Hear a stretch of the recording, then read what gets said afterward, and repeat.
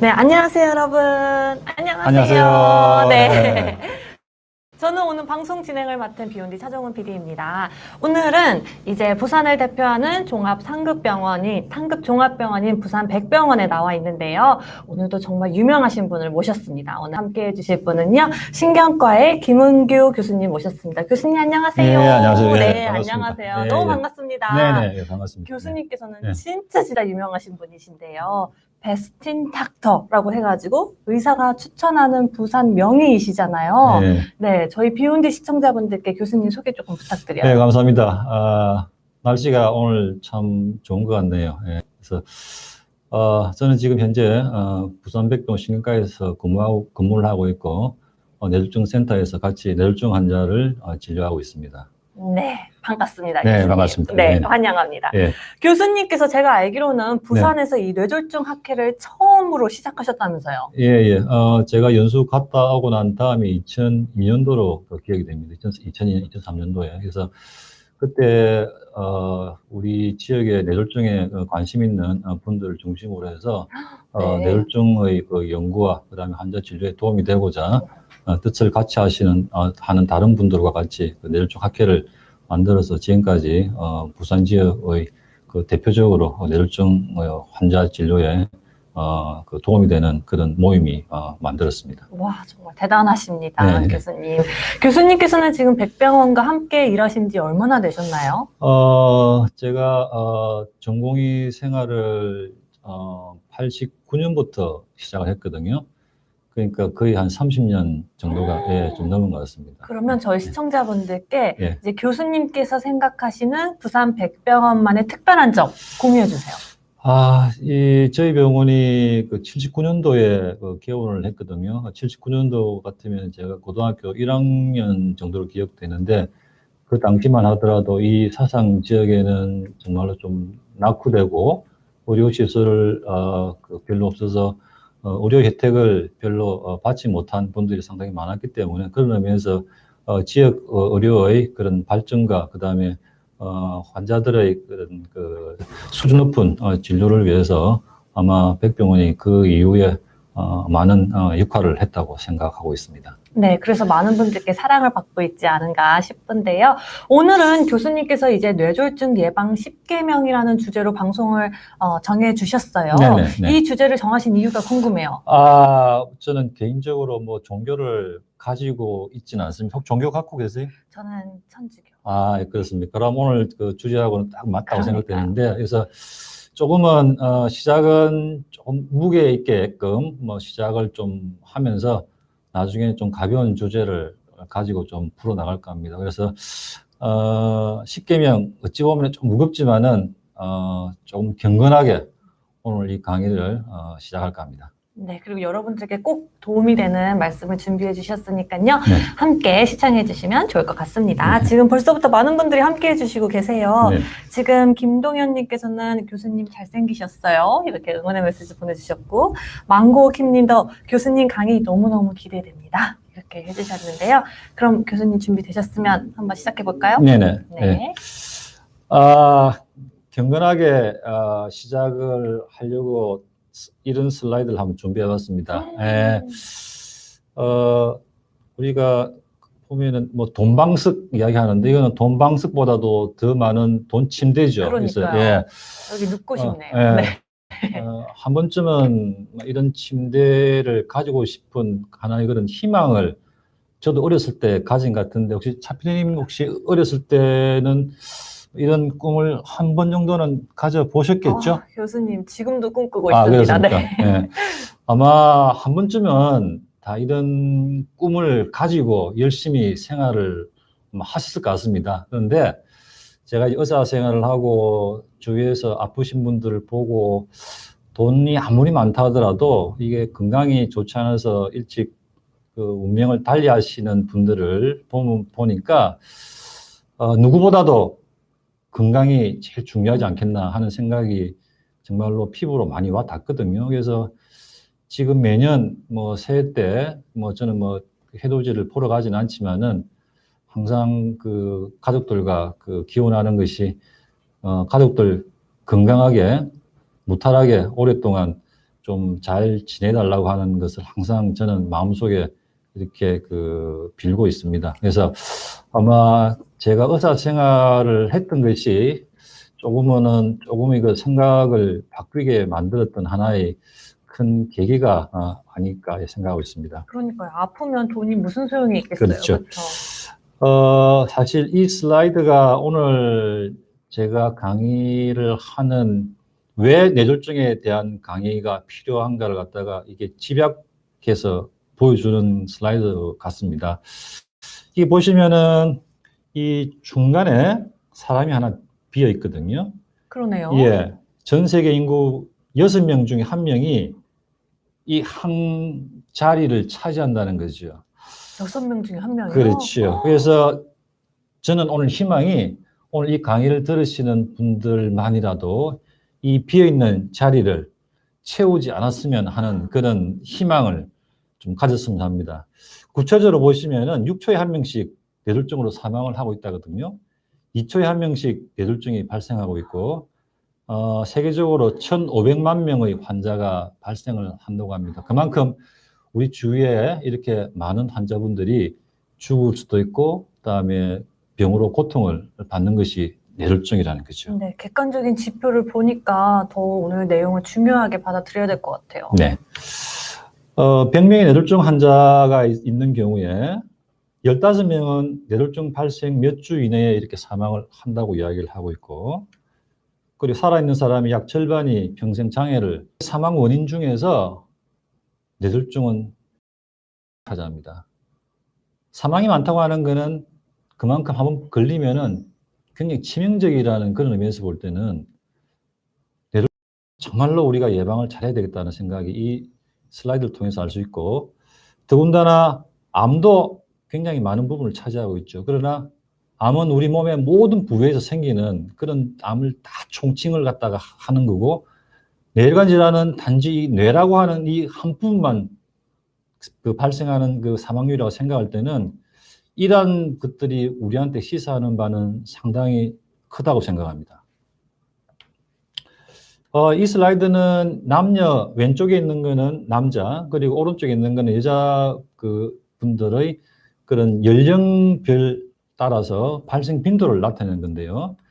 왼쪽에 남자분들의 피크는 65세에서 74세 정도가 피크인데, 여자분들은 한 10세 정도 좀 이렇게 늦단 말이죠. 그래서 75세에서 84세가 피크고, 이 연령대에서는 뇌졸중의 발생 빈도가 꾸준하게 이렇게 증가된다는 겁니다. 더 특이할 거는 여성분들에서는 85세 이상의 인구에서도 점차적으로 뇌졸중의 발생 빈도가 증가한다는 건데, 혹시 이것이 왜 그런가 혹시 뭐 생각이라든지 그런 게 혹시 있으신가 모르겠네요. 이거 맞추시면 제가 맛있는 거 사드릴게요. 진짜요? 예, 예. 호르몬 때문인가요? 호르몬, 뭐 가능성도 있겠지만은, 혹시 우리나라의 평균 수명에 대해서 한번 들어보셨죠? 점점 늘어나고 그렇죠. 있죠. 여자가 네. 남자보다 많다고 하고 이야기하고, 그래서 한 2019년에 국가에서 발표한 걸 보면은 여자들의 평균 수명이 86.9세라고 이야기를 해요. 남자는 80.3세, 그래서 평균은 83.3세라고 이야기하는데, 평균 수명이 여자들이 좀 더 많기 때문에 또 오래 살다 보니까 아마 나 고령에서 더 많이 생기지 않나 이렇게 생각을 하고 있습니다. 오늘 맛있는 건 넘어간 건가요? 여자라서 태어나신 걸 축하드립니다. 네. 기쁩니다. 이거는 저희들 뇌졸중 학회 홈페이지 가면은 뇌졸중을 이긴 사람들이라서 그게 수기가 있거든요. 혹시 이게 나온 가수 방시 혹시 아세요? 잘 몰라요. 잘 모르죠. 네. 예, 지금으로 이야기하면은 아마 걸그룹 정도 될 것 같은데, 정말 유명하신 분이네요. 그 당시로는 이게 여자 3명이서 이게 노래를 부르고 뭐 춤도 추고 해서 굉장히 좀, 제 기억으로는 좀 유명했던 뭐 그런 그룹으로 생각이 되는데, 아마 여기 오신 분들도 다 모를 것 같은데, 이 내용을 보면은 중요한 내용은 이게 보시지, 자기 활동을 하느라고 정작 자기 자신은 챙길 시간 여유가 없었다. 뭐 현대인의 가장 공통적인 거겠죠.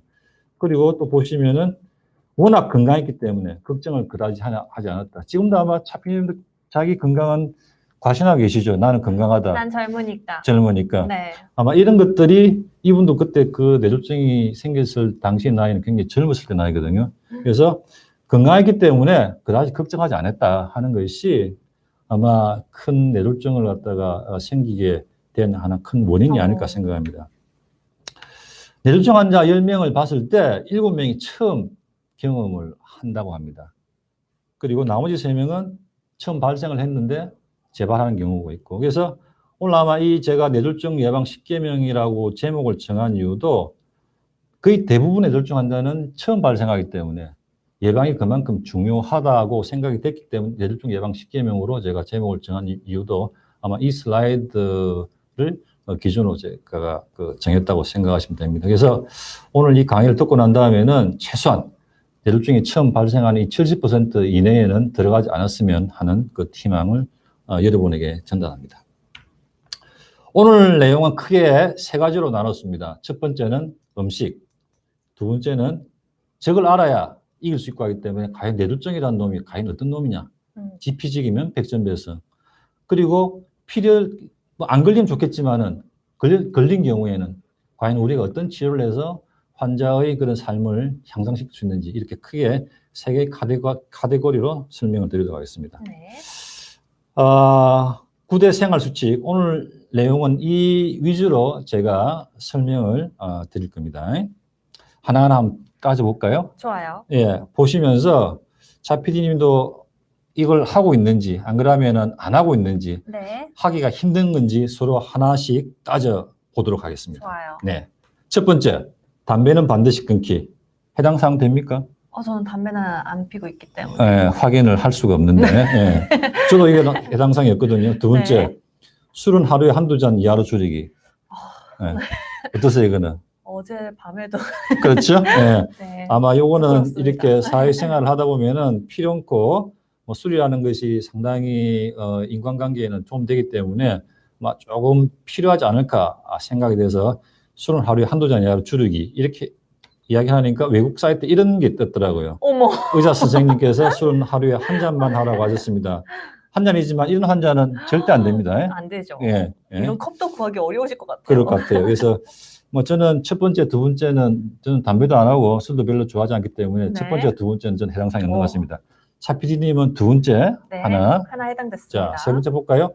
음식은 싱겁게 골고루 먹고 채소와 생선을 충분히 섭취하기. 자, 이건 어떠세요? 근데 제가 요즘 음. 바디 프로필을 준비하고 있거든요. 그래서 이거는 좀 잘 챙기고 있습니다. 아, 그렇습니까? 네. 저도 이거 싱겁게 먹거든요. 예, 그렇기 때문에 그리고 여기 집사람이 이게 과일을 많이 좋아해서 예, 저희 집에서 항상 밥을 먹고 난 다음에는 항상 이렇게 과일을 좀 많이 먹는 편이기 때문에 저도 요거는 잘 지키고 있다. 네. 예. 이건 다 알겠습니다. 자, 2012년도에 나온 영화인데 범죄와의 전쟁 혹시 이거 기억하세요? 유명하죠. 그럼요. 잘 봤습니까? 너무 저도 재밌게 봤죠. 참 재밌게 봤는데 요즘에 틀면은 먹방이죠. 요즘에는 그렇죠. 거의 뭐 핫하죠. 먹방이 아니면은 아마 콘텐츠가 아마 이게 성공을 갖다 못할 정도로 먹방이고 먹방의 전쟁, 음식과의 전쟁, 이 많은 음식 중에서 과연 우리가 어떤 걸 갖다가 먹어야 될지 사실 고민이 많다는 말이죠. 그래서 음식과의 전쟁이라고 제가 아마 좀 이렇게 좀 재밌게 한번 슬라이드 만들어 봤는데 원빈도 눈두개 나도 눈두개님께서 부산 이야기 아닙니까? 맞습니다. 자, 그러면 어떻게 하면 잘 먹고 잘 살까? 네. 여기서 제가 단어를 한 개 좀 더 넣어봤거든요. 건강하게 잘 살까? 잘 중요하죠. 살지만 건강하게 사는 게 중요하거든요. 그래서 제가 구글에 제가 한번 찾아봤어요. 찾아보니까 이런 게 나와요. 건강한 몸을 치니까 이런 게 나오는데 아까 차 PD님 뭐 프로필을 만들기 위해서 뭐 음식도 하고 하는데 제 주위에도 이런 사람들 많거든요. 많아요? 예. 진짜요? 언제쯤 프로필 사진 찍으실 건가요? 저요 한 달 뒤요. 한 달 뒤에 찍고 난 다음에 연락 주세요. 네. 예. 그래서 제가 이 사진을 보고 나는 저렇지 않는데 나는 그러면 건강한 몸이 아닌가? 그러니까요. 예. 특히 이런 볶음까지는 어렵지 갑자기 않아요? 제가 그런 이렇게 자괴감이라 그러나 그런 의문이 좀 들기 시작했습니다. 그런데 다행스럽게 이 사진 밑에 이런 문구가 뜨더라고요. 좋은 몸이 건강한 게 아니라 건강한 몸이 좋은 몸입니다.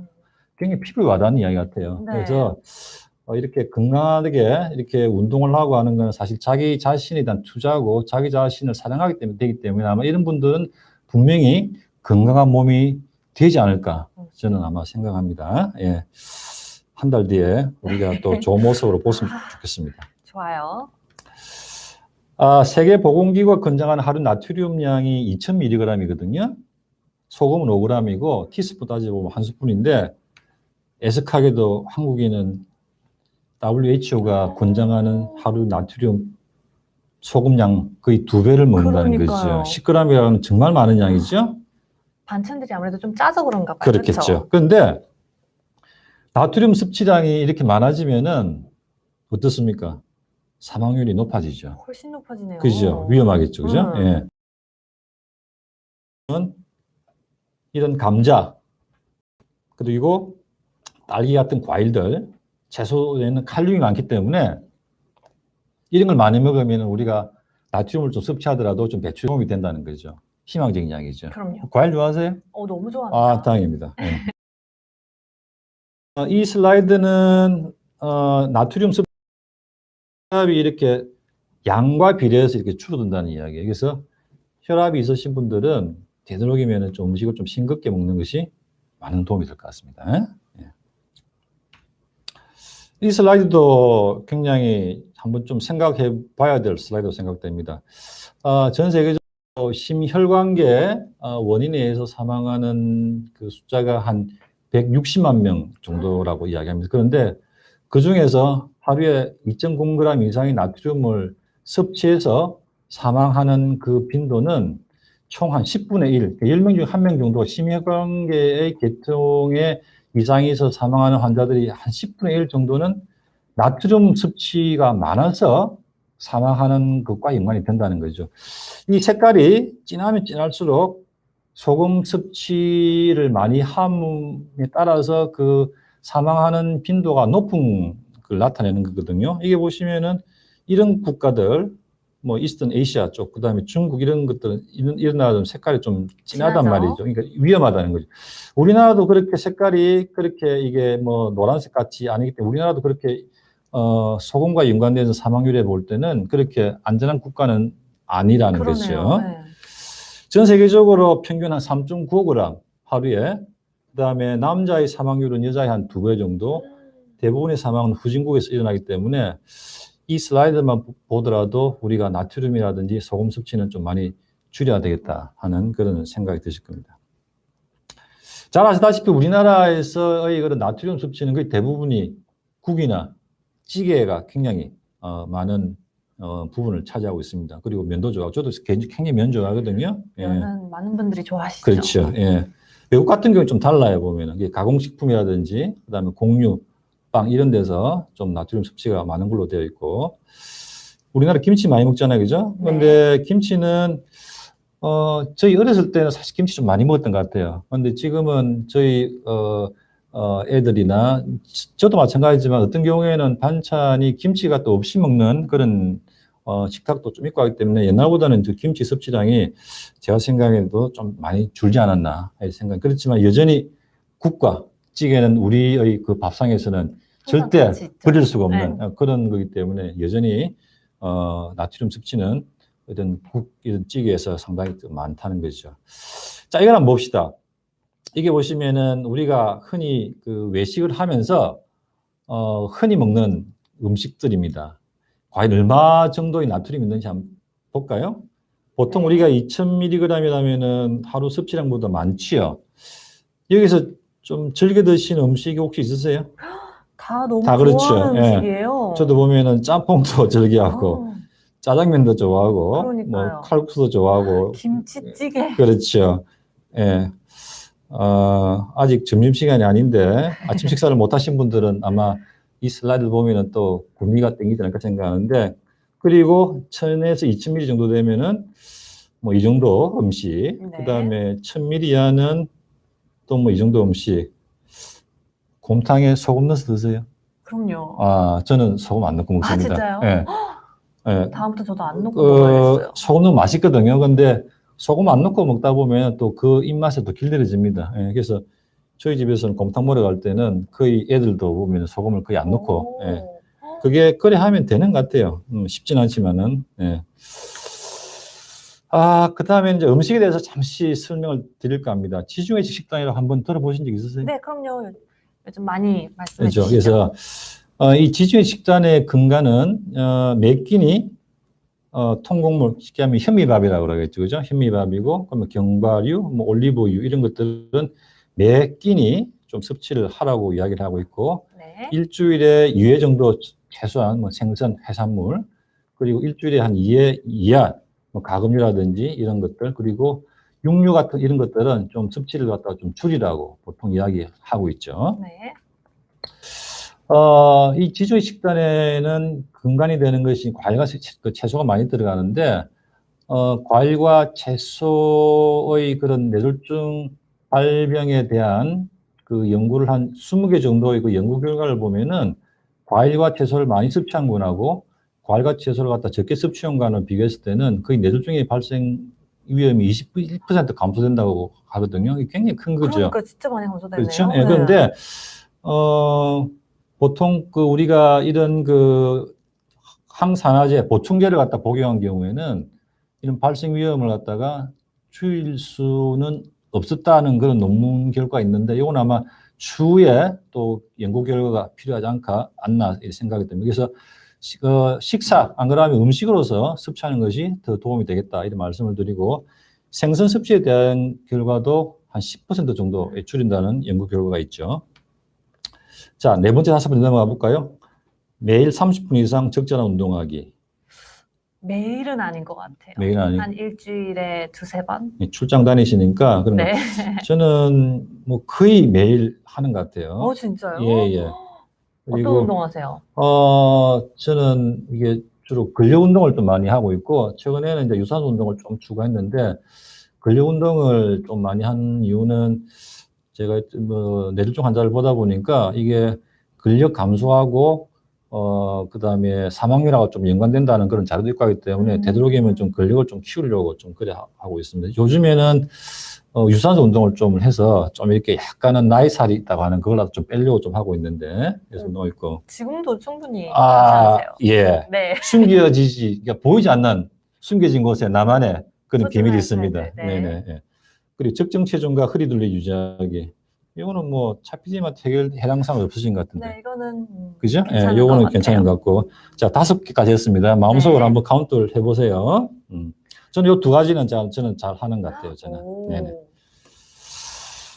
자, 이 슬라이드를 보시면은 보통 이게 건강나위, 그 다음에 뭐 노화나위 이런 걸 한번 들어볼 것 같은데, 저는 보통 한 60쪽에 가까운 나이거든요, 현재는. 그런데 55세를 기준 한번 봅시다. 보면은 담배도 피고 술도 먹고 뚱뚱하고 운동도 안 하는 그런 분들하고, 담배도 안 피고 술도 안 드시고 운동 열심히 하시고 비만이 없으신 분들과 비교를 해보면은 이 나이의 갭이 실제 55세라 하더라도 거의 14년 차이가 난다는 거거든요. 그러니까요. 굉장히 크죠.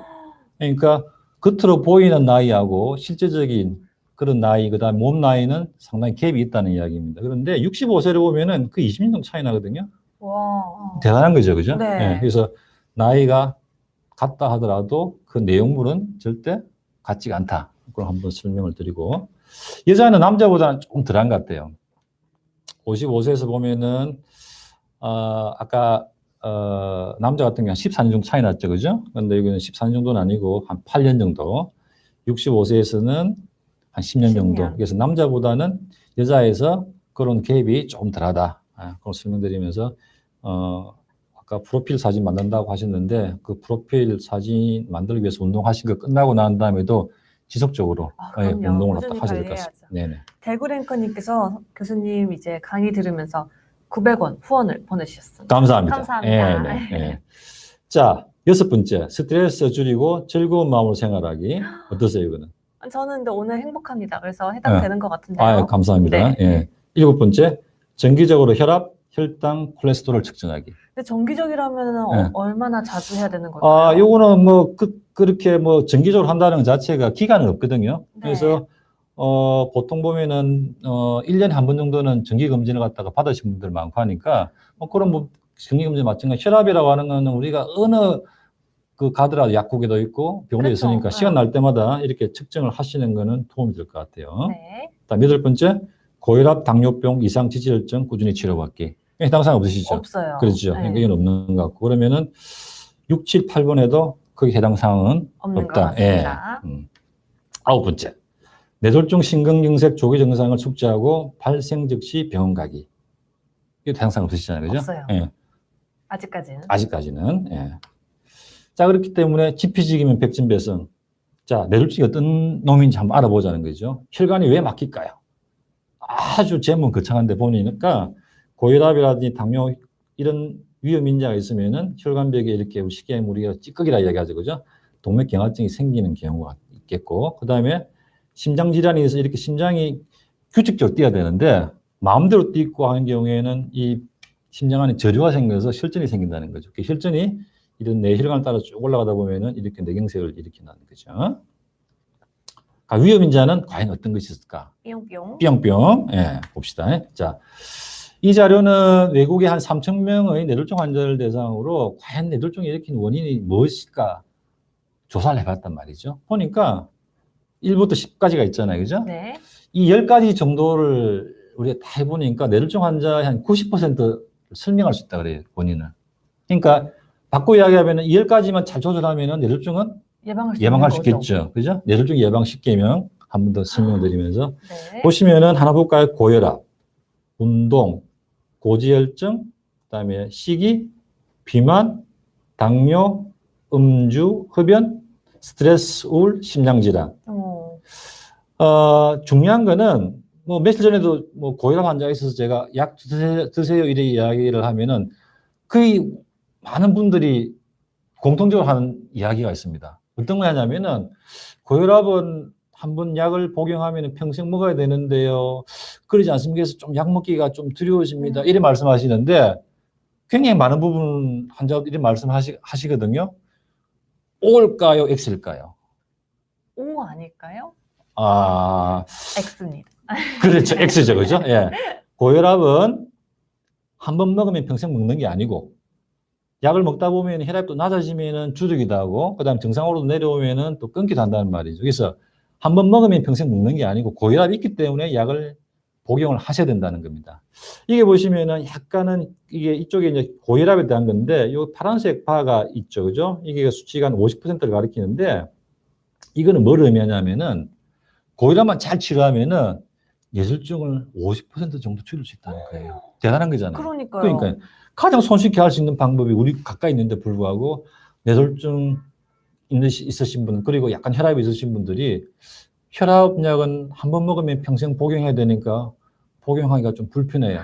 아주 이거는 잘못된 의학 상식이라는 거죠. 그러니까요. 교수님께서는 예. 너무 안타까울 것 같아요. 그렇죠. 그거 보면. 예. 그래서 그런 분들은 제가 가끔은 손을 잡고 그런 게 아닙니다 하고 제가 설명을 하기도 하는데, 가장 손쉬운 방법이 고혈압을 치료 잘 하시는 거예요. 그 다음으로 보면은 운동하라는 거 나오고, 그 다음에 콜레스테롤 수치 조절하는 거, 그 다음에 식단 이런 것들이 잘 조절한다 그러면은 뇌졸중은 예방이 가능하다는 거죠. 한 번 더, 10개를 한 번 더 제가 네, 다시 크게 한번 읽어보고 알려주세요. 넘어갈게요. 첫 번째, 고혈압. 두 번째, 운동. 세 번째, 고지혈증. 네 번째, 식이. 다섯 번째, 비만. 여섯 번째, 당뇨. 일곱 번째, 음주. 여덟 번째, 흡연. 아홉 번째, 스트레스, 우울. 열 번째, 심장질환. 이런 경우가 있는 경우에는 치료를 잘 받으시라고 강력하게 권하겠습니다. 네. 어떤 분들이 특히 이제 이런 질환이 있으신 분들이 특히 이제 뇌졸중에 걸릴 위험이 높은 거죠. 그렇죠. 네. 네. 그러면은 냉장고에 붙여가지고 매일 보시는 것도 도움이 될 것 같아요. 제 외래 오면은 벽에 이렇게 붙여놓는 것도 있고, 네. 그리고 이제 환자분한테 항상 보시라고 이만한 스티커를 만들어서 제가 드리고 있습니다. 아, 여기는. 진짜요? 네네. 네. 그리고 뇌졸중의 종류를 갖다 한번 살펴보면은, 네. 이 왼쪽이 위에 있는 거, 이거는 이제 혈관이 좀 문제 있어서 생기는 그런 환자 있고, 오른쪽에는 굉장히 작잖아요. 그죠? 그래서 우리가 이거 열공성 뇌경색이라 하는데 굉장히 작은 혈관에 문제가 있으면 이런 경우가 생길 수 있고, 그리고 심장질환, 아까 앞전에 심장질환이 있으면 뇌졸중이 생긴다고 그랬는데, 이런 심장 질환이 있어서 부정맥이 있는 경우도 생길 수가 있고, 네 번째는 이런 혈관의 이상이나 그다음에 심장 질환이 있는 경우에도 이렇게 뇌졸중이 생길 수 있습니다. 자, 그러면 퀴즈. 다음 같은 증상은 과연 뇌졸중의 증상일까요? 아닐까요? 이것도 맞추시면 제가 오늘 맛있는 점심 사드릴게요. 이 중에서 있는 것 같아요. 있는 것 같습니까? 네. 아, 갑자기 좀 이게 또 싸해지는 느낌이 들기 시작하는데. 아닌가요? 네, 없어요. 자, 보통 보면은 이런 증상을 갖다 대부분 우리 그게 일반인들은 내가 이런 증상이 뇌졸중이 아닐까 해서 병을 찾아오신 분들 굉장히 많습니다. 하나 볼까요? 네. 손발이 저리다. 손발이 시리다. 목뒤가 뻐근하다. 눈꺼풀이 실룩거린다. 손이 떨린다. 이런 모든 증상은 뇌졸중 증상하고는 전혀 관계가 없다는 것이죠. 자, 다음 볼까요? 자, 그러면 어떤 증상이 뇌졸중의 증상인지 우리가 FASD, FAST라고 이야기를 해서 보통 이 FASD 들어간다 그러면은 거의 뇌졸중의 가능성 85%라 얘기하거든요. 이거는 영어의 첫 단어를 갖다가 우리 뽑은 건데, 자, F. 자, 안면마비라는 거죠. 그래서 이쪽은 뇌경색에 의한 안면마비. 이거는 보통 우리 구안와사라고 이야기하는데 벨마비라고 이야기하는 건데 보통 이 차이는 이마에 주름이 생기는 거 안 생기는 거 가지고 우리가 알 수 있다는 거죠. 그래서 우리가 보통 이합에서 보통 이래 보면은 양쪽이 대칭적이거든요. 네. 이 그림 보면은 한쪽이 올라가고 한쪽 안 올라가는 거죠. 그러네요. 이 오른쪽에 안면마비가 있다는 거죠. 굉장히 쉽죠. 그죠? 안면마비 F. 첫 번째 안면마비. 자, A는 이제 암입니다. 암. 자, 한쪽에 힘이 없어서 한쪽으로 넘어지는 경우를 이야기하는 건데요. 보시면은 앞으로 팔꿈치를 펴고 10초 동안 팔을 들고 이렇게 계시고 10초 지나기 전에 팔이 떨어진다면은 당신은 반신마비야. 팔이 어떻게 떨어졌어요? 이렇게 쭉 네. 대칭률이 있어야 되는데 쳐지는 경우가 있겠죠. 이렇게. 이렇게 한쪽씩 이렇게 쳐지는 거예요? 네. 이런 경우에는 우리가 반신마비다 이야기할 수 있고, 그다음에 양쪽 손을 갖다 꽉 주먹을 쥐었을 때 네. 주먹 쥐는 힘이 양쪽에 같으냐 다르냐 따라서도 우리가 이걸 알 수 있다는 거죠. 손쉽게. 그래서 제가 외래에서도 보면 제가 항상 이거는 직접 환자한테 쓰는 그런 그거 합니다. 그래서 손을 들어보세요. 주먹을 쥐어보세요. 이렇게 해보면 간단하게 알 수 있거든요. 예. 다음. S죠. S. 스피치. 언어장애. 발음이 어눌하고 말도 하지 못하고 엉뚱한 말을 하고 말을 이해하지 못한 이 언어장애. 그래서 이 세 가지만 있는 경우에도 거의 뇌졸중인 강률은 거의 우리가 한 85%라고 이야기하기 때문에 85%. 예, 패스트를 꼭 기억해 주시기 바랍니다. 자, 그 다음에 50세 남자가 내원 4일 전에 좌측 팔다리에 경미한 마비가 수차례 있었고 특별한 치료 없이 그냥 완전히 회복이 됐다는 거죠. 근데 지금 팔다리에 마비가 왔어요. 근데 시간이 지나서 그냥 자연스럽게 회복이 된 거예요. 그죠? 네. 예. 자, 또 질문 나갑니다. 아무 증상이 없기에 집에서 지낸다. 두 번째, 침 맞으러 간다. 세 번째, 팔다리 마비가 있어서 근처병원에 간다. 네 번째, 김원기 교수에 간다. 교수님, 저 이거 맞출 수 있을 것 같은데. 요거는 이건 상금 무엇인가요? 이거는 상금 없습니다. 이거는 아마 제가 생각하는 그런 이 답이라기보다도 제가 생각하고 있는 그런 것. 아마 그리고 우리 이제 PD님이 생각하는 것이 아마 같을지 네. 다를지 모르겠는데 아마 이 유튜브를 보시는 분도 제 생각하고 같을 수도 있고 아마 다를 수도 있을 것 같습니다. 그런데 이 강의가 끝나고 난 다음에는 우리의 이 생각이 한 곳으로 좀 모아졌으면 하는 것이 제 바람입니다. 과연 제 바람이 이루어질지 안 이루어질지는 나중에 한번 저희가 한번 우리 저 PD님하고 제가 한번 이야기를 한번 해보도록 해보겠습니다. 좋아요. 예. 이 환자는 일괄성 대뇌 허혈증이라고 합니다. 그러니까 말 그대로 증상이 약간 있다가 없어진다는 건데, 이 환자는 지금 우리가 얼마만큼 이 환자가 앞으로 뇌졸중이 많이 생길 것이냐 하는 그 위험도를 표시하는 건데, 이 환자 같은 경우에는 7일째는 한 17% 정도, 한 달 이내에는 한 9% 정도, 그리고 3개월째는 한 12% 정도 뇌졸중이 생길 수 있다는 거죠. 위험하죠. 그러니까요. 제가 이런 경우를 환자들한테 설명할 때 제가 신호등이 3개 있잖아요. 네, 그러면 제가 빨간색, 그다음에 황색, 파란색 이야기했는데 이런 거는 제가 황색으로 이야기를 합니다. 그러니까 황색일 때 지나가면 어떻게 됩니까? 위험하죠. 위험한 거죠. 그죠? 그래서 이 몸에서 황색입니다. 가지 마세요. 이렇게 했는데도 불구하고 무시하고 가는 경우에는 한 달 뒤에 뇌졸중이 90일 뇌졸중이 생길 수 있겠죠. 그래서 이런 경우라도 꼭 병원에 가셔갖고 왜 그랬는지 검사를 하고 꼭 반드시 약물을 드셔야 될 것 같아요. 자, 두 번째 볼까요? 네. 77세 남자입니다. 보시면은 증상 발생하고 거의 한 30분 만에 병원에 도착했거든요. 맞아요. 핸드폰을 막 하는 중에 핸드폰 떨어뜨리고 조작이 안 되고 그래서 119 신고했는데 침을 흘리고 발음이 이상하고 오른손 힘이 빠진다. 이상하죠, 그죠? 침 흘리고 발음이 이상하고 오른손 힘이 빠진다. 이런 거 병상이 30분에 왔단 말이죠. 패스트 증상이 다 있는 것 같아요. 그렇죠. 예. 아, 똑똑하시네. 네. 빙고. 방금 배웠습니다. 보면은 이쪽에 흰 게 보이는 부분이 있죠. 네. 여기 내경색이란 말이죠. 이것이 이 환자의 불편한 증상을 만들었다는 거죠. 그래서 30분 안에 병원 오셔가지고 다행이에요. 그죠? 그런데 3시간 반 뒤에 이 환자 그 증상을 회복이 됐단 말이죠. 제가 어떤 치료를 했겠습니까? 그죠. 모르겠어요. 모르겠죠. 이런 치료였어요. 혹시 들어본 혈전용해제라고? 아마 대부분의 일반인들도 이 혈전용해제는 한 번쯤 다 들어보셨을 것 같아요. 지금도 외래오시면 이런 말씀하시는 분이 있는데 이 약물은 제가 전공 시절에는 없었거든요. 진짜요? 제가 이게 교수 생활을 95년부터 했는데 95년도에 첫 외국 저널에 이게 효과 있다고 나오기 시작했던 글이고 약물이고 지금 현재는 우리 신경과 특히 뇌졸중 치료하는 의사에서는 굉장히 필요하고 중요하고 반드시 써야 될 하나의 약물입니다. 그다음에 50세 남자가 심방세동이라는 그 심장이 딱 그게 마음대로 뛴다는 이야기인데 우측 팔다리 마비로 전혀 움직일 수가 없었고 언어장애, 발음장애, 안면마비 생겼다는 거죠. 언어장애, 발음장애, 안면마비, 그죠? 패스트 들어갈 수 있겠죠, 그죠? 네. 예. 팔다리가 전혀 마비가 있어서 움직일 수 없었답니다. 근데 팔다리 마비가 오는 게 한쪽만 주로 오나요? 한쪽만, 이 환자는 한쪽만 맞죠. 네. 보시면은 여기 약간 희게 보이는 병변인데 혹시 보이세요? 보여요. 그죠? 예. 사진을 보니까 이쪽 부분에 피가 반대편하고 비교했을 때 피가 쭉 가야 되는데 안 가죠. 그러네요. 막혔죠. 네.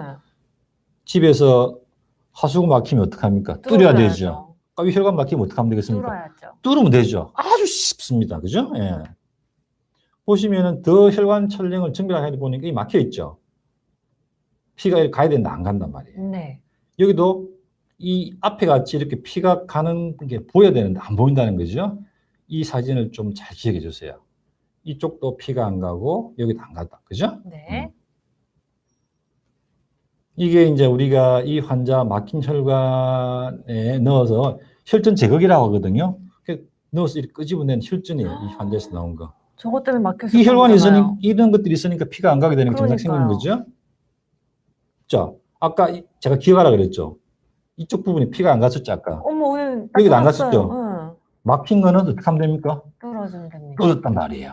뭐로 아까 그 갈고리 같은 거로 뚫었단 말이죠. 이러면 환자 증상이 좋아진다는 거죠. 쉽죠? 네. 예. 또 볼까요? 69세 환자. 좌측에 상하지에 힘이 빠졌다. 팔은 전혀 움직이지 못했고 보행도 못했다. 심각하죠. 걷지도 못한다는 거죠. 69세인데. 보시면은 이 반대편의 혈관은 잘 올라가죠. 이 정상이거든요, 이렇게. 네. 이쪽에도 올라가야 되는데 보입니까? 안 보입니까? 안 보여요. 안 보이죠. 더 잘 보면은 이쪽 혈관은 이렇게 올라가고 네. 이렇게 혈관이 피가 많이 가는 여기는 전혀 없어요. 그러니까요. 막혔죠. 뚫어줍시다. 뚫어줍시다. 자, 여기 보면 이게 흰 부분이 내경색인데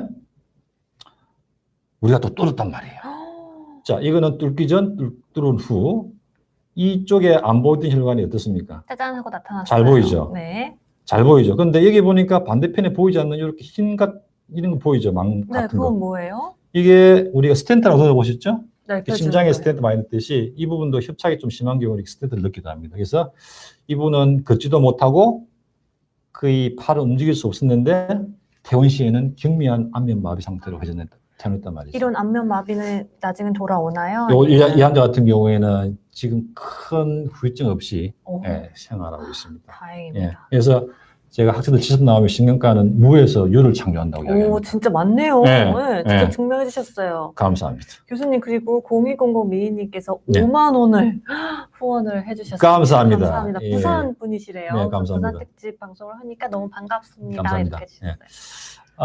이 슬라이드는 뇌졸중을 앓고 난 다음에 과연 얼마만큼 일상생활로 복귀할 수 있을까 하는 걸 나타내는 건데, 제일 밑에 있는 파란색은 후유증이 전혀 없이 일상생활을 완전하게 퍼펙트하게 일상생활 복귀가 가능한 걸 나타내는 거고, 두 번째 빨간색은 약간의 경미한 이상이 있지만은 생활을 불편함이 없는, 아까 앞에 한 가지 경미한 이게 안면마비 같은 경우에는 이상이 있지만은 생활이 전혀 불편함이 없거든요. 보통 이런 경우에 해당되는 건데, 한 50% 환자들이 이게 해당된다는 거죠. 그래서 한 50% 환자들은 뇌경색이 생겼지만은 일상생활할 때 그렇게 불편함이 없이 생활할 수 있다 말씀드리고 있겠고, 이 사진은 뇌와 심장은 사촌이에요 하는 제가 메시지를 꼭 드리고 싶습니다. 그래서 이걸 왜냐하면은 머리 쪽에 이상이 있으신 분도 뇌에 이상이 잘 생길 수도 있고, 그다음에 심장에 또 이상이 있으신 분도 뇌에 이상이 잘 생길 수 있다고 하는 걸 제가 말씀드리기 위해서 말씀드린 건데, 아까 10개명의 마지막에 심장질환이었잖아요. 네. 70세 좌측 편마비가 있었는데 사진상에서 볼 때 이렇게 굉장히 작단 말이에요. 크지는 않거든요. 정상돌이 심하지 않았습니다. 사진을 찍어보니까 이쪽 혈관이 좀 많이 안 좋아요. 그래서 저희들이 이런 경우에 정상도 없지만은 심장 스크리닝을 했거든요. 심장 스크리닝을 하니까 심장이 좀 이상이 있을 가능성이 많아서 우리가 혈관 조영술을 했는데, 오늘 이 큰 혈관 두 개가 막혀 있어서 스텐트를 넣었다는 거죠. 그래서 이 환자가 이런 검사를 안 하고 스텐트를 안 넣은 경우에는 나중에 심장 마비 같은 게 생겨서 갑자기 급사할 수 있는 그런 가능성도 높았겠죠. 그죠? 그래서 최근에 나온 논문을 보면은 뇌경색 이후에 주요 심장 질환이라는 것이 심근경색, 협심증, 심부전, 관상동맥질환, 돌연사, 이런 그런 주요 심장 질환들이 생길 가능성이 뇌경색 발생하고 이렇게 한 달 이내는 거의 25배까지 높다고 그래요. 진짜요? 3개월 이내는 5배, 1년 이내도 거의 한 2배 높기 때문에 뇌경색이 있으신 분들도 꼭 심장 질환에 대한 심장의 이상 여부는 같이 우리가 검사를 하고 필요하면 치료를 하셔야 됩니다. 이 슬라이드를 보면은 뇌경색이 발생하고 난 다음에도 심근경색이 생기기도 하고, 그다음 갑자기 돌아가시기도 하고 재발되기도 하기 때문에 뇌경색이 생기고 난 다음에도 지속적인 그런 관리가 반드시 필요하다고 하는 것을 나타내고 있고, 이 환자 같은 경우에는 2월 9일 날 증상이 처음 생겼거든요. 근데 네. 응급실에 12일 날 오셨는데 그냥 집에 가셨어요. 뭐 가겠다 그래서. 근데 18일 날은 안면마비가 좀 생기니까 제 외래로 갔고, 그래서 입원을 시켰는데 입원하고 다음 날 보면 어느 장애까지 추가 생겼단 말이죠. 거의 한 11일에 걸쳐서 환자의 증상이 조금씩 이래 악화되고 그런 경우가 생긴 경우인데, 이 환자 사진을 보니까 이쪽에 희게 보이는 부분이 이제 뇌경색이거든요. 있고, 그다음에 이 빨간색은 피가 안 가는 부위인데, 혈관 촬영을 해보니까 이쪽에 밑으로 가는 혈관이 좀 이상이 있어서, 이 보시면은 이쪽 혈관이 좀 잘 안 올라가요. 이건 이제 시술하고 난 다음에 피가 잘 가는 그런 소견인데, 그래서 비록 늦게, 그리고 늦게 그 증상이 이렇게 발현되고 진행되고 이런 경우에도 우리가 모든 환자는 아니지만 이렇게 시술을 할 수 있다는 것을 설명을 드릴 수 있습니다. 처음에 제가 그 혈전 용해제를 써서 굉장히 증상이 드라마틱하게 좋아진 환자를 제가 보여드렸는데, 보통 3시간, 지금 현재로는 한 4.5시간까지 오는 경우에 우리가 그런 혈전 용해제 수행할 수 있는데, 그런 환자들이 한 3분의 1 정도, 그리고 아까 혈전 제거제를 기를 이용해서 혈전을 제거하는 시술을 할 수 있는 환자들은 보통 뇌경색 발생하고 우리가 24시간 이내에 할 수 있거든요. 24시간 이내에 온 환자들의 비율이 전체 한 60% 되는 것 같아요. 오른쪽은 얼마만 많은 환자들이 이런 그 시간 안에 도착하는 걸 봤는데, 다행스러운 거는 혈전 용해제를 투여할 수 있는 이런 3시간 이내에 도착한 환자들이 이렇게 늘어난다는 거죠. 그래서 이렇게 병원에 일단 와야만이 저희들이 이렇게 시술을 하거나 약물 투여하거나 하는 그런 걸 드릴 수가 있는데, 이런 환자들이 늘어난다고 하는 거는 환자를 치료하는 의사 입장에서 볼 때는 굉장히 고무적이라고 생각됩니다. 그렇지만 여전히 아직도 증상이 많이 발현되고 많이 지나서 오시는 분들도 상당히 많습니다. 자, 그러면은 부대 생활 수칙 제가 말씀을 다 드렸거든요. 네. 보면은 한 번 더 보면은 담배는 어떻게 끊고, 금연 술은 하루에 1~2잔씩 줄이고, 절대로 술잔 큰 잔 아닙니다. 그다음에 음식은 싱겁게 드시고, 가능한 한 운동하시고, 그다음에 적정 체중을 유지하시고, 스트레스를 줄이시고, 그다음에 혈압 자주 측정하시고 병이 있으면 약을 드시고 특히나 고혈압이 있으신 분들은 약을 드셔야 될 것 같아요. 그리고 초기 증상은 반드시 숙제를 하자는 거죠.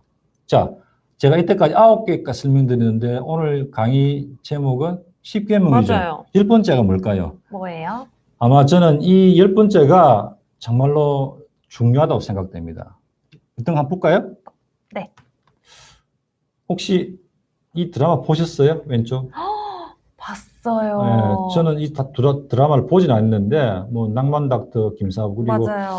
슬기로운 의사 생활도 굉장히 이거 좀 많이 인기 엄청 인기를 많았죠. 많았다고 하는데 최소한 나에게 맞는 주치의를 갖다가 한 명 정도는 정하시고 주치의와 상의를 하라고 꼭 말씀드리고 싶습니다. 낭만 닥터 김사부 그리고 슬기로운 의사 생활에 나온 의사가 내 주위에는 없다. 아마 한 번쯤에는 이분도 한번 뭐 고려를 해 보심직함이 어떨까? 네. 한번 마지막이기 때문에 좀 이렇게 부드럽게 하기 위해서 제가 슬라이드를 만들어봤는데 아마 이 슬라이드가 제가 여러분들에게 좀 강하게 어필하고 싶고 전해드리고 싶고 좀 마음속에 좀 새기라고 드리고 싶은 제 강의의 요약입니다. 전해드리고 싶은 메시지인데 나에게 맞는 주치의를 만나시고 주치의와 상의해서 10계명을 따르시라고 좀 권해드리고 싶습니다. 이렇게만 하신다 그러면은 9988 아시죠? 9988. 예. 99세까지 팔팔하게. 예. 그래서 이렇게 잘 하셔서 9988 하시라는 9988. 메시지를 전달해 드리면서 오늘 제 강의를 마칠까 합니다. 감사합니다. 네, 감사합니다. 와, 교수님 강의 내용 너무 좋았어요. 감사합니다. 네. 지금 많은 분들께서 너무 재밌다고 해주셨고요. 지금 봄빛님께서는 역시 프로이십니다. 강의 너무 잘하시네요 해주셨고, 이츠미 A님께서는 2,500원 후원 감사드립니다. 그리고 아까 비건님께서는 대학 교수님 방송 중에서 제일 재밌게 들으셨대요. 감사합니다. 네, 감사합니다. 지금 질문을 안 주셨어요. 네. 왜냐면 교수님 강의가 너무 재밌었나 봐요. 그래서 지금부터 질문 많이 주시면 제가 질의응답하는 시간을 가지도록 하겠습니다. 제가 미리 찾아놓은 질문을 몇 가지 드릴게요, 교수님. 네네. 뇌졸중 검사는 어느 과에 가야 되는지, 그리고 어떤 검사를 해야 할까요? 일단 기본적으로 뇌졸중을 보는 과는 뭐 신경과가 거의 주된 과가 되기 때문에 그래서 오시면은 일단은 제일 중요한 게 병력 청취거든요. 왜냐하면 네. 가끔씩 사진을 찍었는데도 불구하고 사진상에서 이상이 안 보이는 경우가 있고 하기 때문에 그런 경우에는 과연 이것이 뇌졸중에 의한 증상인지 안 그러면 머리 문제가 아닌지를 갖다 구별하는 것이 중요하기 때문에 정말 이 증상이 뇌졸중에 의한 증상인지를 반드시 구별할 필요가 있습니다. 오늘 어제 입원하신 분 같은 경우에도 제가 이게 증상을 체크해 보니까 머리 쪽 문제라고 생각되는데 그분 같은 경우에는 또 다른 또 이상이 있어서 그분 같은 경우에는 뭐 다른 과로 전가시키는 그런 경우가 있기 때문에 병력 청취가 굉장히 중요하죠. 그리고 검사로서는 일단 제일 기본적인 검사는 MRI가 되겠죠. 뭐 물론 다른 검사도 굉장히 많지만은 기본적으로 MRI를 통해서 머리 쪽에 이상이 있는가 없는가는 쉽게 찾아낼 수 있을 거라 생각됩니다. 네. 그렇다면 패스트 증상이 있다면요, 교수님. 바로 응급실에 가야 될까요? 아니면 대학병원 신경과를 찾아가야 될까요? 일단은 증상이 경미하지만은 환자나 환자 보호자들이 인지 못하는 또 다른 증상이 있을 수도 있고 하기 때문에 그럼요.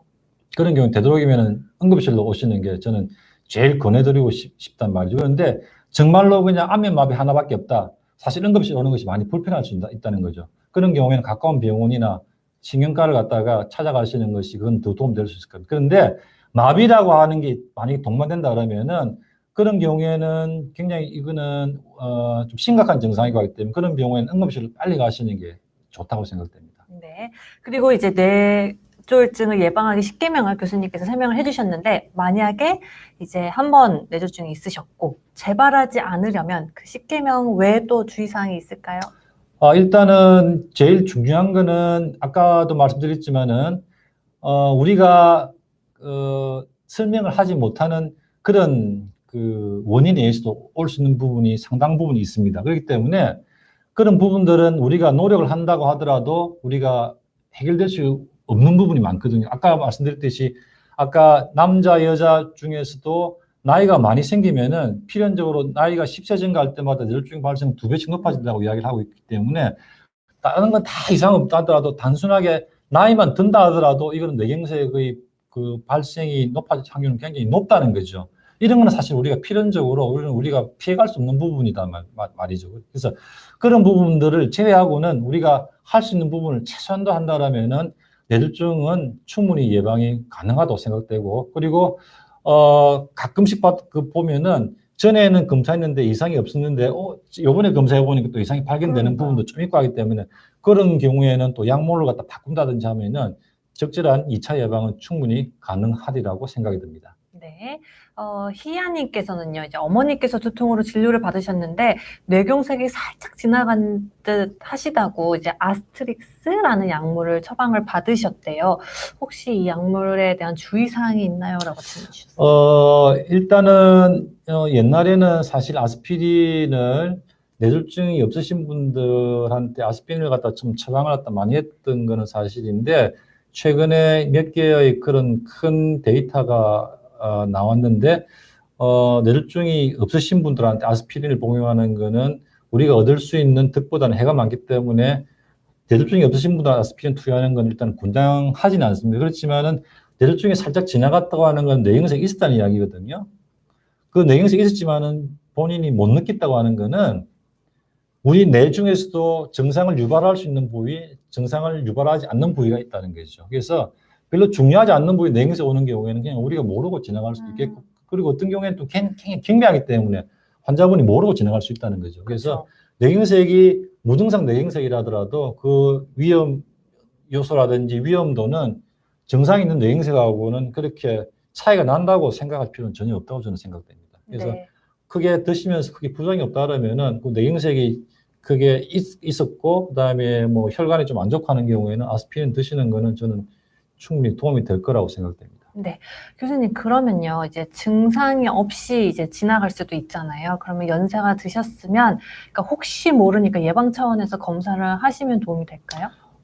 일단은 우리가 증상이 없는데 스크리닝을 하는 거는 적극적으로 추천은 저는 하지는 않습니다. 왜냐하면은 그게 뭐 지금이야 보험이 MRI가 된다 하지만은 사실 옛날에는 보험이 안 돼서 굉장히 비쌌기 때문에 우리가 코스트, 이펙티브니스를 보통 이야기하는데 과연 우리가 돈을 투자했을 때 우리가 얻을 수 있는 게 과연 얼마만큼 되는가를 생각한다 그러면은 그것은 비용 효율 면에서는 저는 그렇게 권장해 드리고 싶지는 않지만은 뭐 혈압이나 당뇨가 있고 여러 가지 위험 요소가 있는 경우에는 한 번쯤은 우리가 그 나이가 드신 분들은 스크린을 하는 거는 뭐 충분히 도움이 될 거라고 생각이 듭니다. 그런 위험 요인이 있을 때는요. 네. 네.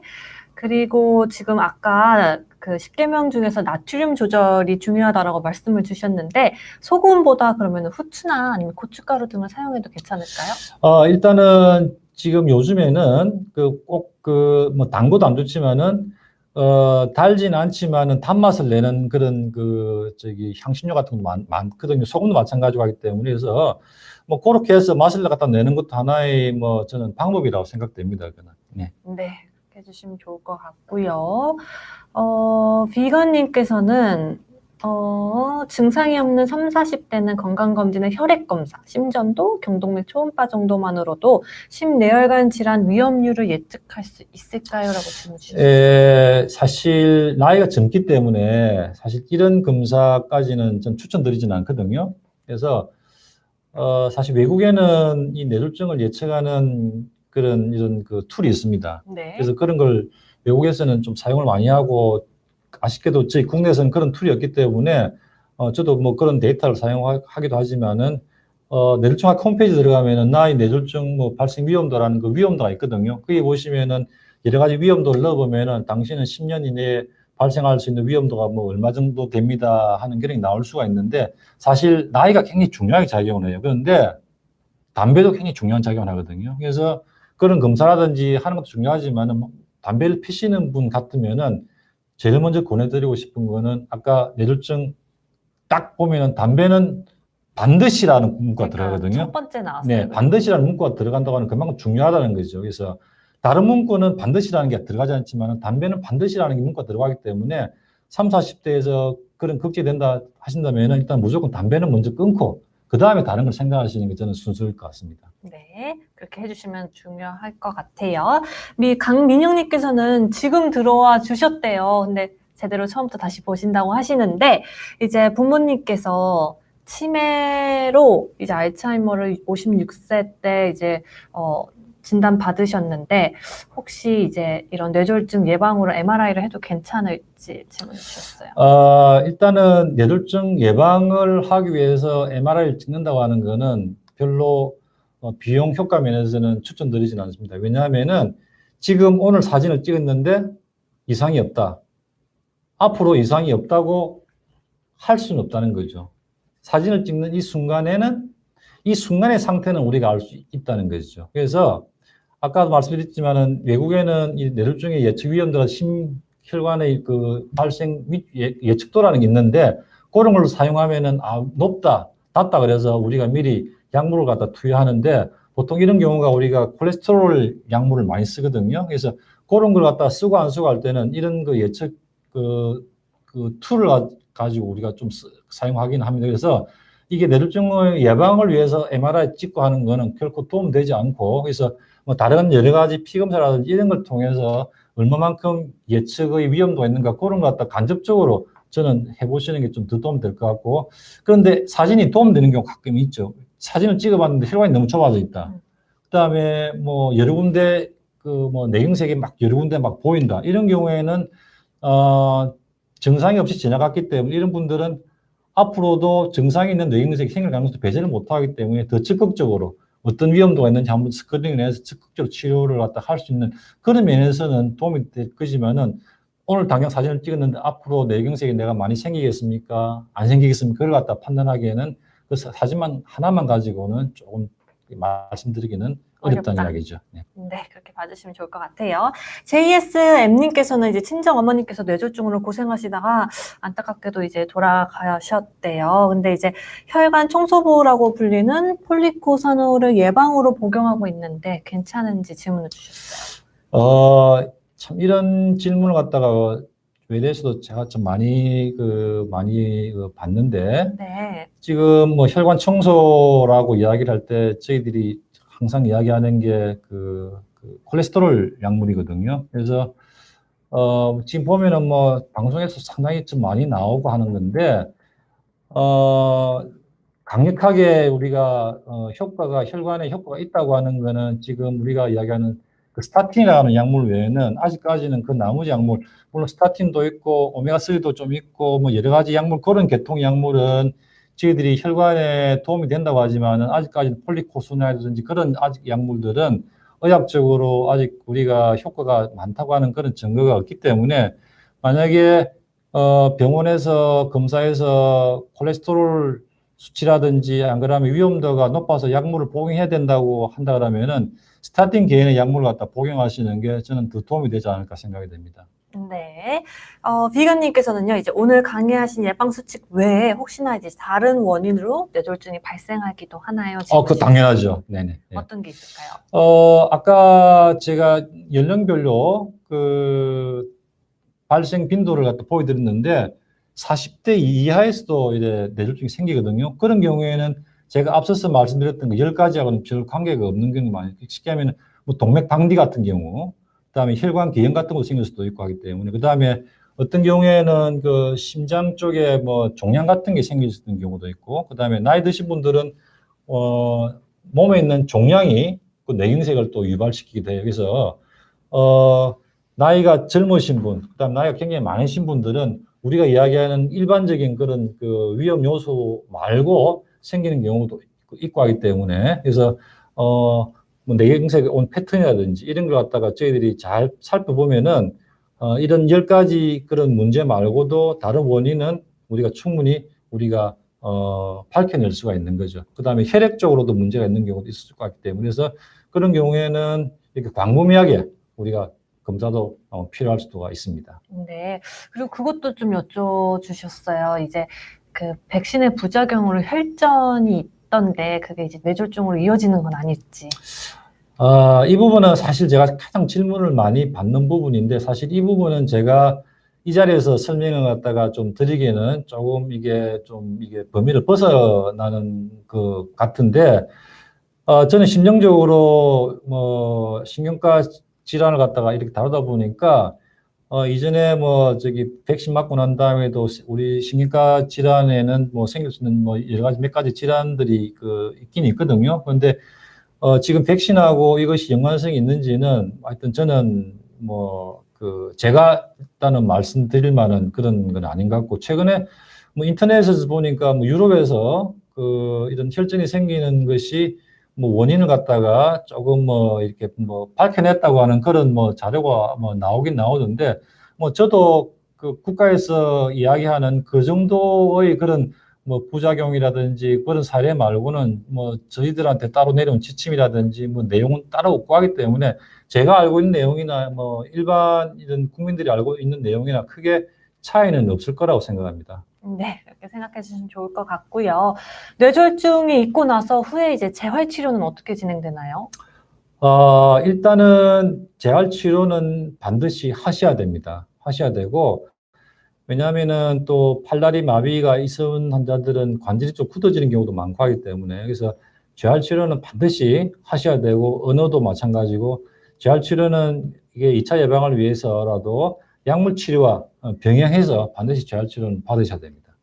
네, 꼭 받으시길 바랍니다. 그래서 여기까지 여러분들께서 주신 질문에 대한 답변을 모두 드렸고요. 교수님, 그리고 이츠미 A님께서 또 많은 후원을 해주셨습니다. 감사합니다. 감사합니다. 네, 교수님께서 마무리로 오늘 강의 내용, 핵심 내용을 딱 이제 정리해 주시고 마무리 지으면 좋을 것 같아요. 일단은 저는 사실 뇌경색 환자들 담배 피우면 굉장히 저는 단호하게 이야기를 하는 게 굉장히 많거든요. 그래서 어떻게 하든지 간에 담배는 무조건 끊으셔야 됩니다. 그래서 아까 말씀드렸던 그런 여러 가지, 1번부터 9번까지 아마 오늘 강의를 들으시면서 나는 이 부분을 갖다가 좀 몇 가지는 잘하고 있다, 이 부분은 내가 좀 미흡하다 생각이 드신다면은 힘들지만은 우리가 건강한 삶을 위해서 내 자신이 아픔으로 해서 힘들어지는 건 내 자신뿐만 아니라 가족들도 상당히 힘들어지거든요. 예를 중에 가족 중에 한 분이 있는 경우에는 그 가족들이 사실 정상적인 그런 가족 생활을 하는 것이 사실 굉장히 힘들어집니다. 그렇기 때문에 내 자신이 건강한 것이 가족들의 건강한 삶에는 굉장히 도움이 많이 된다는 것이죠. 나의 잘못된 식생활 패턴으로 해서 내가 병이 생겼을 때 그 가족들이 안아가야 될 고통은 상당히 크기 때문에 내 자신이 먼저 스스로 나쁜 거는 피하고 좋은 거는 하려고 하는 그런 노력을 갖다 반드시 하셔야 되기 때문에 9가지 중에서 안 하고 있는 거는 오늘 당장, 오늘 이 시점에서부터 그걸 좀 제대로 이렇게 하셔야 될 것 같고, 결코 쉽지는 않을 겁니다. 그 쉬울 것 같으면은 이 세상에 다 보면은 이게 몸짱이고 다 이게 아름다운 몸매를 가지겠지만은, 그리고 건강하게 하겠지만은 실질적으로 그렇게 하는 것이 쉽지가 않기 때문에 우리가 계속해서 프로그램에서도 운동하세요, 그 다음에 좋은 음식 드세요, 항상 그런 먹방이라든지 이런 거 나오는 이유는 그런 부분들이 쉽지가 않기 때문에 저는 그렇다고 생각되는 부분이 상당히 많거든요. 그래서 그런 부분들은 혼자서 충분히 가능한 부분이 있고, 제일 중요한 10번째, 항상 궁금한 게 있으시면은 주치의와 상담을 하시고, 주치의가 하라는 대로 말씀을 좀 따르신다 그러면은 아무래도 이 세상의 모든 100%는 저는 없다고 생각합니다. 그렇지만은 우리가 노력을 하는 경우에는 많은 부분을 줄일 수 있고 하기 때문에 우리가 노력을 했는가 안 했는가. 저는 사실 가끔씩은 이런 이야기를 전공의한테 이야기하거든요. 돌아가신 정정 회장께서 하는 것이 노력은 해봤나? 이야기하다 보면은 힘들면 노력은 해봤나? 이런 말씀을 갖다가 옛날에 했다고 하는데, 과연 오늘 이 강의를 들으시는 분들한테 이 9개의 그런 상황에 대해서 노력은 해봤나 하는, 저는 이 화두를 한 번쯤은 더 던지고 싶습니다. 네. 너무 좋은 설명 감사합니다. 교수님, 지금 많은 분들께서 명강의 감사합니다 해주셨고요.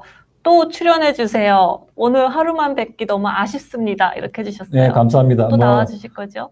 시간만 허락해 준다라면은, 다음번에는 또 더 좋은 컨텐츠가 가지고 여러분들 뵐 수 있으면 좋겠습니다. 그러니까요. 저희가 또 찾아뵈러 오겠습니다. 감사합니다. 네. 그래서 오늘 이제 김은규 교수님과 함께 뇌졸중을 예방할 수 있는 10계명에 대해서 알아보았는데요. 오늘 그 10계명 꼭 잘 지키셔가지고 우리 모두 뇌졸중을 예방할 수 있게 하기를 바라겠습니다.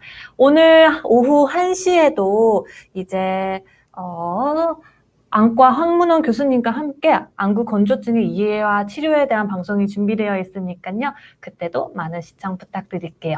저희는 오후 1시에 다시 찾아뵙도록 하겠습니다. 시청해 주셔서 감사합니다, 여러분. 감사합니다. 네.